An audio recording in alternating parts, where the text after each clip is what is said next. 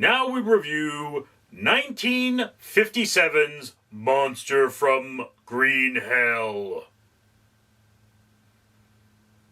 Why'd they paint my sister's house green? Alrighty, ladies and gentlemen, I have seen a classic black and white horror movie, Monster from a Green Hell. And this is weird because the movie takes place in a desert region and they don't have enough water is a repeated plot point.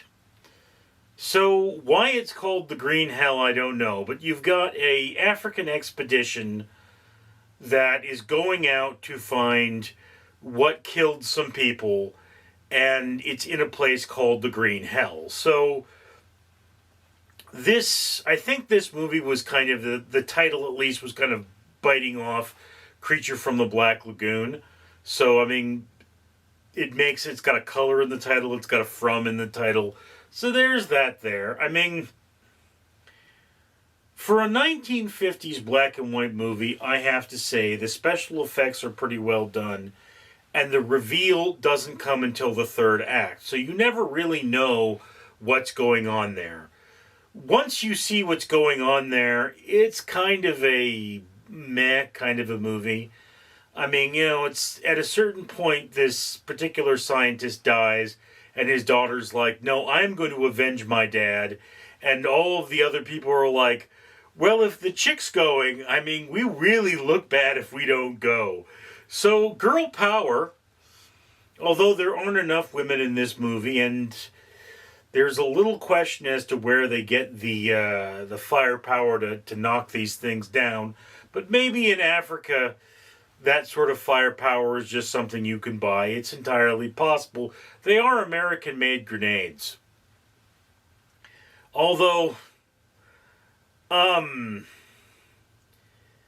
smart thing to do when there's a monster movie, or when there's a giant monster running about, or monster of any kind, is take pictures of it, go bring it back to society and say, look, it's real, let's get some more people and guns. So, there's that. I mean, look, this movie is kind of forgotten, and it is forgotten for a reason, because it has nothing particularly interesting about it. I will admit that, special effects, well done for the time. Well done. I mean, they don't stand up to modern special effects. Nothing in this movie really does. Was kind of a low-budget cheeseball, drive-in theater-esque kind of a movie for its time. And yeah, unless you like old black and white movies, this probably isn't going to appeal to you. So Monster from the Green Hell, it kind of belongs in the middle of your watch list. It's not a batshit crazy horror movie, so it's not like a cult kind of status film. But it's just definitely not a bad movie for what it is. So it's something that can be appreciated. Anyway, that's just my opinion. I'd love to hear yours on the comments below. I, of course, am Richard. Ladies and gentlemen, I am Fred the Facehugger, and I'd like to point out that this world isn't a nice place.